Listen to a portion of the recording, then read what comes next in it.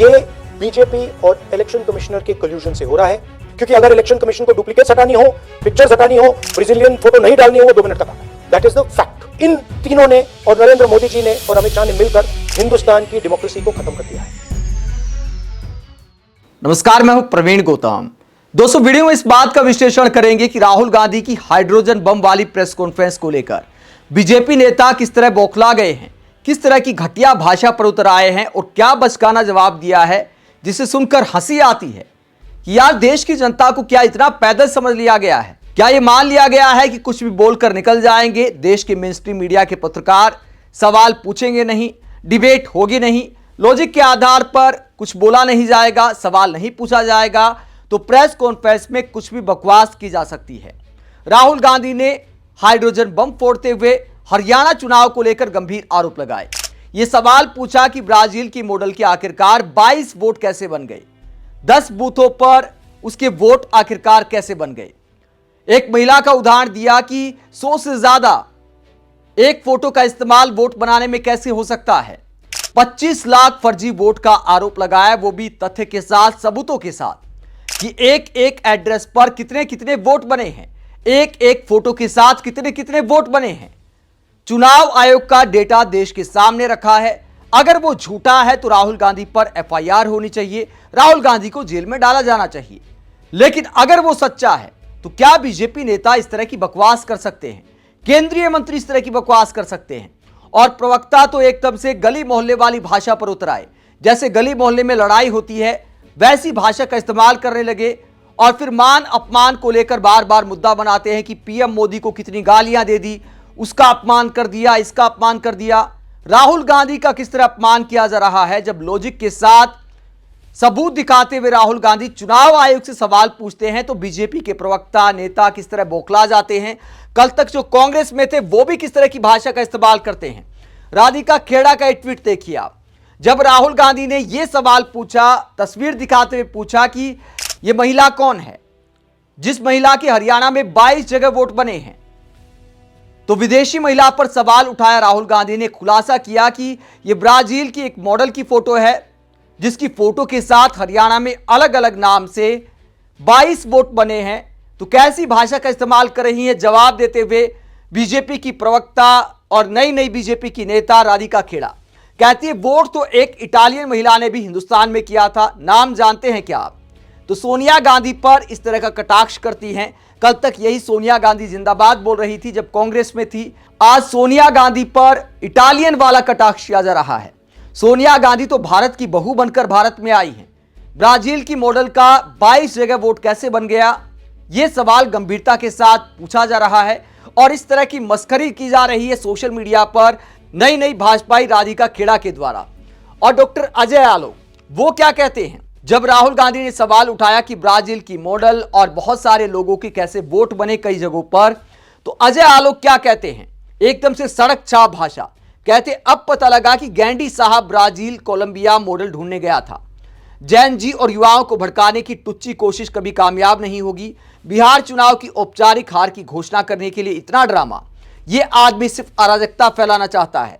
तो इस तरह की भाषा का इस्तेमाल किया जाता है कि देखिए गैंडी साहब यानी राहुल गांधी को गैंडी कहा जा रहा है और कहा जा रहा है कि ब्राजील और कोलंबिया मॉडल ढूंढने गया था।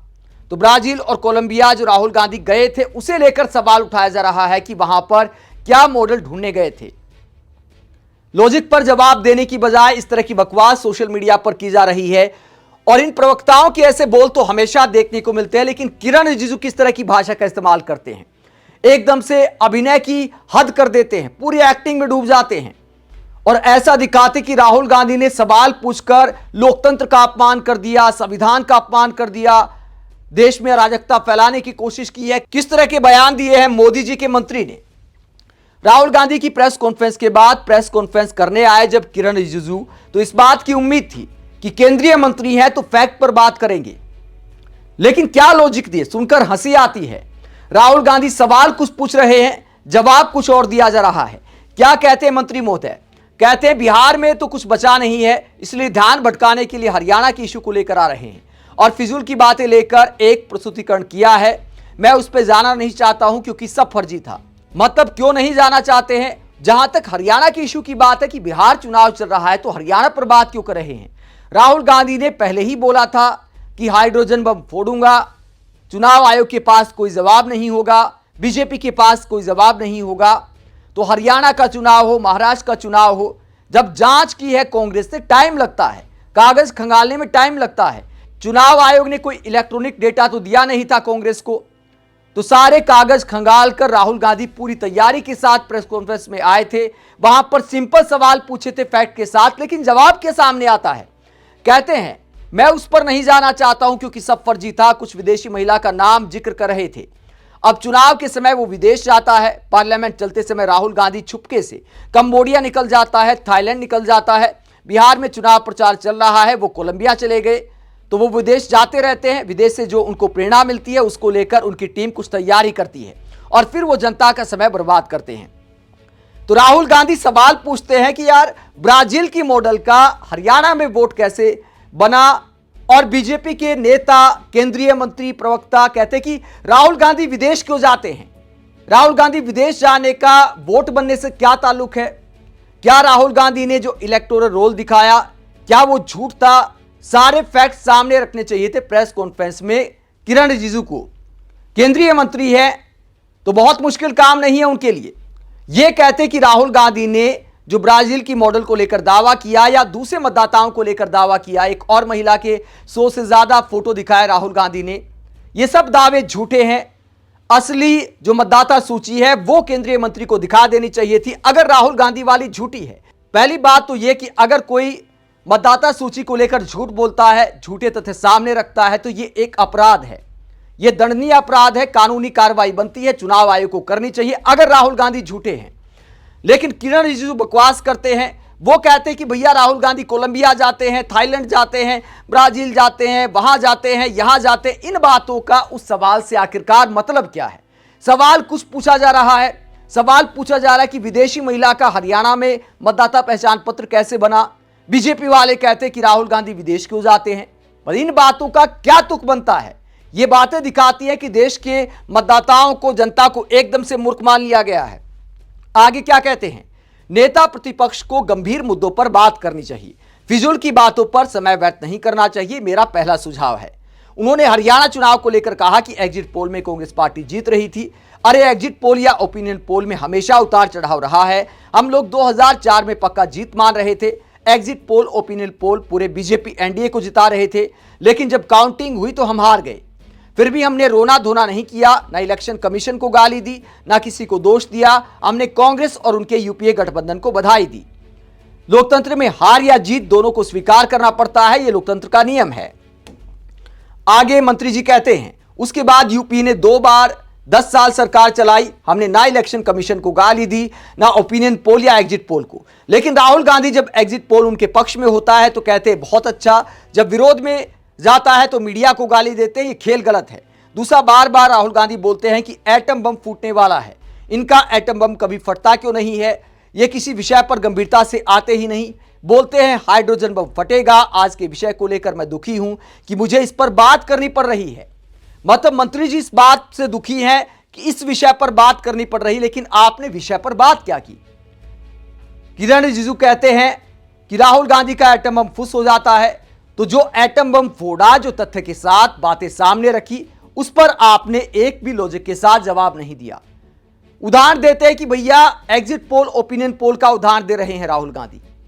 राहुल गांधी ने टीवी चैनलों के एग्जिट पोल को लेकर कोई आरोप नहीं लगाया है, बल्कि राहुल गांधी ने डुप्लीकेट वोट का मुद्दा उठाया है। फोटो दिखाते हुए सवाल उठाया है कि एक एक फोटो पर इतने सारे वोट कैसे बन सकते हैं।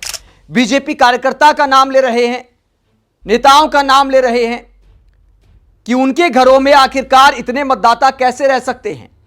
तो इस पर फैक्ट के साथ मंत्री महोदय को जवाब देना चाहिए था, लेकिन कहा जाता है कि राहुल गांधी विदेश जाते हैं, राहुल गांधी बकवास करते हैं, गंभीर मुद्दों पर बात नहीं करते। यहां पर राहुल गांधी आरोप लगा रहे हैं कि 25 लाख फर्जी वोटर हरियाणा में बनाए गए, वोट काटे गए और इसी खेल से चुनाव जीता गया। तो क्या यह देश के लिए गंभीर मुद्दा नहीं है।